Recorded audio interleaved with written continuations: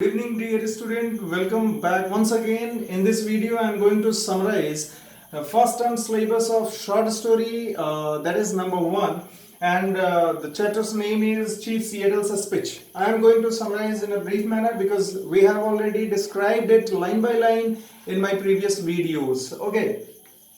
This is actually not a short story. This is actually a speech that has been delivered by a leader of a Squamish and Davenese tribe named Seattle. कहीं ना कहीं ये जो chief Seattle speech है ये कोई short story नहीं है, शॉर्ट स्टोरी के तौर पे दिया गया है हम लोगों को नेचर का इंपॉर्टेंस बताने के लिए। कहीं ना कहीं जो रेड इंडियंस का ग्रुप था जिसमें स्क्वैमिश और डेमनिस ट्राइब हुआ करते थे, उसका लीडर जो हुआ करता था जिसका नाम सिएटल था, उसने अपने लोगों के सामने कहीं ना कहीं जो इंपॉर्टेंस होता है नेचर का, जो नेचर से एक जुड़ाव होता है, कहीं ना कहीं उसको बताने की कोशिश की है।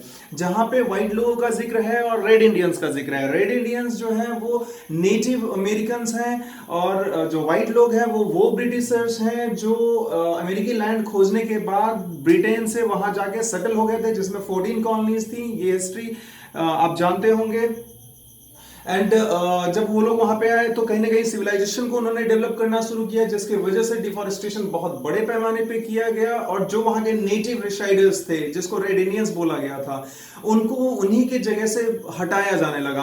और उसी के अगेंस्ट में चीफ सिएटल जो है वो अपने लोगों को एकजुट करता है और कहीं ना कहीं जो मैसेज उसने रिसीव किया है फ्रॉम बिग चीफ और great chief, that is governor of America, जो गवर्नर थे उस समय अमेरिका के, उनके द्वारा उसने मैसेज रिसीव किया है कि they want to buy their land, वो उनका जमीन खरीदना चाहते हैं। And if they will provide him the land, they will surely provide protection against their ancient enemies, that is Harris and Smanians। जो Harris और Smanians है, ये जो दो ग्रुप हैं जिनका सिएटल के ग्रुप के साथ, स्क्वैमिश और डेमनिस ट्राइब के साथ अक्सर झगड़ा चला करता है, उससे वो प्रोटेक्शन प्रोवाइड करेंगे if they sell their land on the basis of religious belief और इकोनॉमिकल और on the basis of their origin।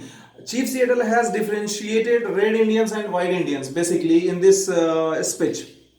कहीं ना कहीं चीफ सिएटल जो है शुरुआत में ही वो बताता है कि जो चीजें आज बहुत अच्छी हैं वो हो सकता है आने वाले समय में वैसी न रहे, हर कुछ बदलता है, तो आने वाले समय में कुछ भी हो सकता है। आज हम लोग यहाँ कंफर्टेबली इस लैंड पे रह रहे हैं, लेकिन आने वाले समय में हो सकता है कि हम लोग को यहाँ न रहने दिया जाए। शुरुआत यहां से करता है चीफ सिएटल एंड फिर आगे जाके वो अपने नंबर को कहीं ना कहीं बताता है कि व्हाइट लोग जो हैं वो उस ग्रास के समान है, प्रेरीज के समान है। प्रेरीज वर्ड यहाँ पे यूज किया गया है जो नॉर्दर्न अमेरिका की घास के मैदान को या घास को बोला जाता है।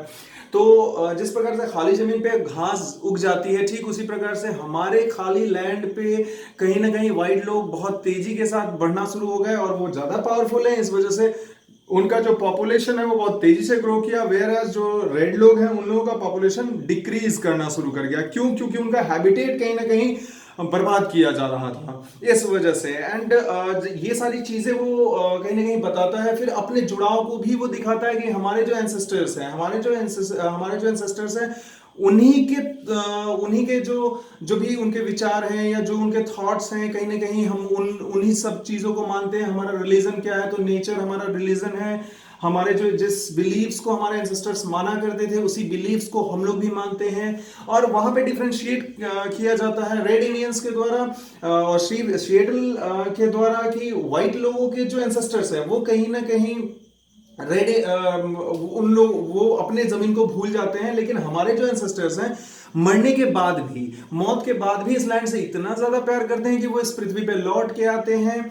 एंड हर चीजों को आज जो चीजें आपको खाली खाली सी दिख रही है वहां पे हमारे एंसेस्टर्स के स्पिरिट्स ने उस पूरे जगह को ऑक्युपाई किया है। बस देखने का फर्क है।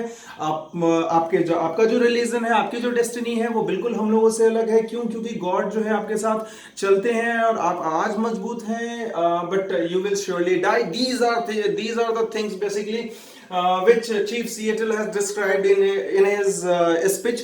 And finally वो अपने लोगों का डिसीजन जानना चाहता है कि वो लोग क्या चाहते हैं। एंड इस पे वो बोलता भी है कि कहीं ना कहीं जब हम लोग अपना इस पे सोच विचार कर लेंगे, अगर आप हम लोगों को हमेशा के लिए प्रोटेक्शन देंगे, if you provide us protection against enemies and you will permit us to move wherever we want on American land, then we will think over that, or think over your proposal, that is shelling the land. Okay, ये सारी चीजें Seattle ने बोला है.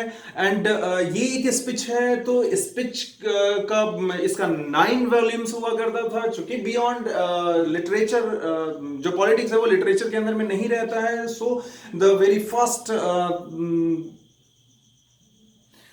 speech has been given in your short story, that is the syllabus of the first term also. Okay, these are the things you have to prepare. What you have to prepare: the religious differences between the religious belief of tribal and white people, and their number. Differentiate जो है आप इस पे prepare कीजिए कि वो उन लोगों का रिलीजियस बिलीफ जो था, वो लोग अपने एंसेस्टर्स को रिग्रेट करते हैं, हम लोग अपने एंसेस्टर्स को मानते हैं. यहाँ पे जो डम सा दिखने वाला पत्थर है, जो आप लोगों को बिल्कुल ही डम लगता है, लेकिन वो हम लोगों के लिए बहुत कुछ है, क्योंकि वो उस समय से होगा जब हमारे एंसेस्टर्स यहाँ रहा करते थे. जो यहाँ की डस्ट है वो हमारे एंसेस्टर्स के ब्लड से भरी पड़ी है. So these are the things which Seattle has described. Okay, I have summarized in a brief manner short story number 1, that is Chief Seattle's speech.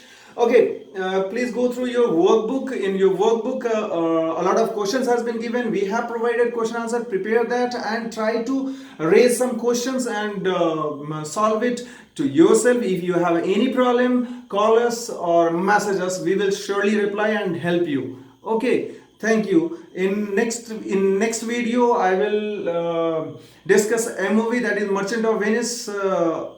Okay, thank you for watching.